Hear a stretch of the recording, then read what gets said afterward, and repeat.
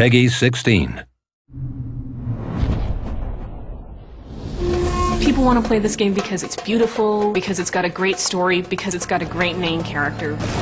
This particular moment in his story is interesting because he's still a character that is growing. He's getting control over his destiny, becoming a ruler himself.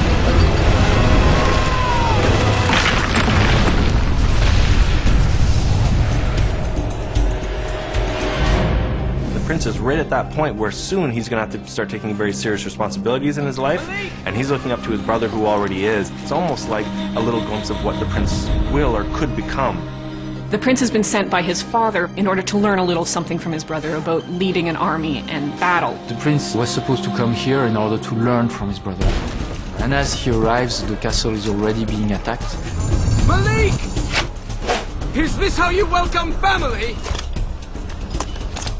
You've picked a bad time for a visit. The attack on his city is going very poorly. He decides to unleash Solomon's army, reputed to be undefeatable. This army isn't meant for man to use. You know nothing about the choices a leader must make. The prince has been through the experiences of Sands of Time. He was the one to open the hourglass.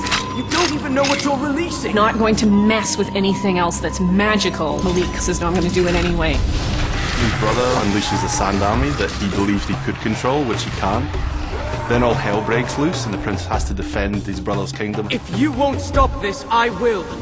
He will encounter Razia, who is a djinn and the guardian of the water in the palace. We are Razia, queen of the Marid. Players might wonder why there's so many water elements that you can freeze in the palace. This is the desert, and they've got water pouring out of all these places where it seems a little bit wasteful.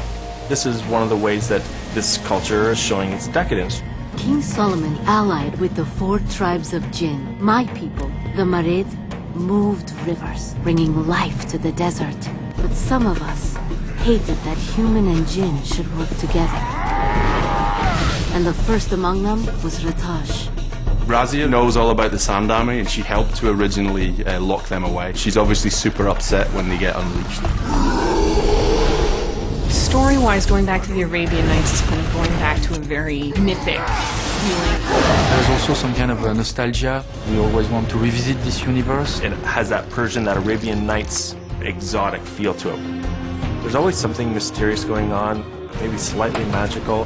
Ratash and his army must be stopped. Prince of Persia isn't historical so much as storybook. That magical mix of danger and adventure.